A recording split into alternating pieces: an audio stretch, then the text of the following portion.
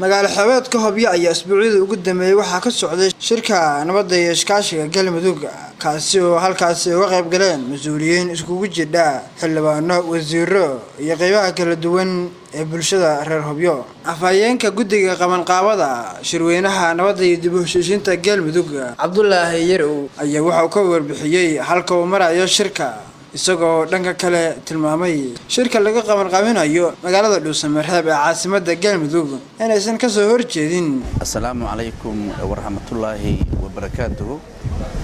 Salaan kadib bahda saxaafadda iyo dhammaan shacabka Soomaaliyeed waxaan rabaa inaan warbixin ka bixiyo meesha uu marayo shirkii nabadda ee Hobyo.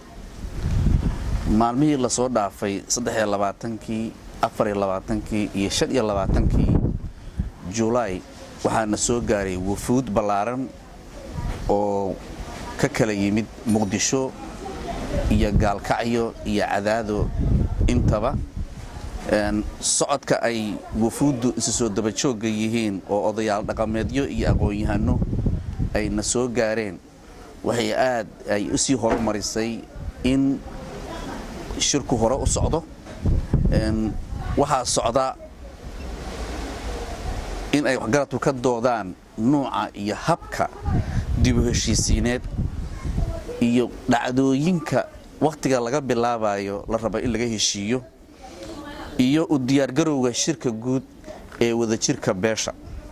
Waxaan rabaa anoo ka faa'iideysanayaa fursaddan inaan faahfaahin ka bixiyo arrin markasta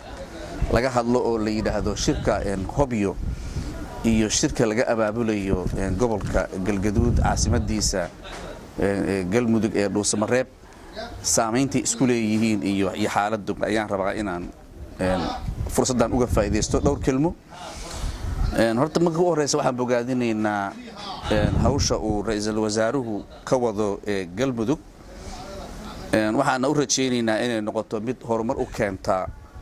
deegaamada Galmudug dhamaantood. Guddiga la magacaabay ee dib u heshiisiinta guud loo magacaabay ee Galmudugna waxaan arkaynaa in ay yihiin xubno aqoon-yahano iyo isugu jira dad taariikh wanaagsan ku leh deegaanka laguna yaqaano. waxaan doonaynaa halka inaan ka cadeyno in shirka Hobyo uu yahay shir ka dhashay natiijo shaqo dheer oo soo socotay in ka badan sanad iyo 2 bilood ayna beelaha ku shiraya Hobyo ku ballameen inay ku xallistaan arrimaha u gaarka ah ee kuna mideeyaan fikirkooda wanaagsan si ay midnimadaasi aas ugu noqoto heshiis deegaan iyo mid Soomaaliyeed intaba. Dowladda federaalka ee Soomaaliyeed waxay ogaal iyo sharaxaad ka haysataa shirka Hobyo oo looga warbixiyay ujeedooyinkiisa iyo sida uu u abaabulan yahay uusanna arrimo siyaasadeed iyo arrimo ka fog midnimada bahweynta ku shiraysa halkaas uusan lug ku lahayn. Guddiga dib u heshiisiinta ee la magacaabayna waxaan xubnihiisa qaar ka mid ah uga warbixinay shirka Hobyo iyo ujeedooyinka dhaqameed ee loo qabtay.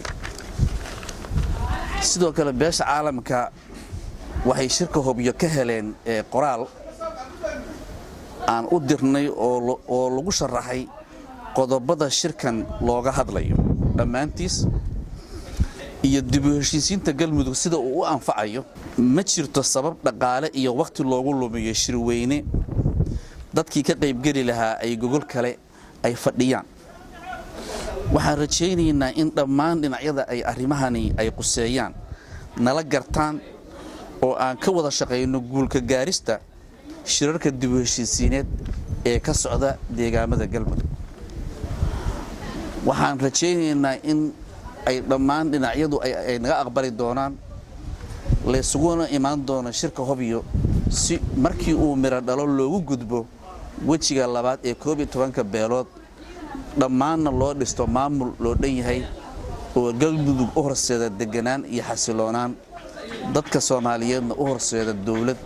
iyo nidaam taam ah oo ay uga baxaan dhibka ay ku jiraan. Maxamed Cabdiraxmaan Soomaali TV ga CNN Gaalkacyo.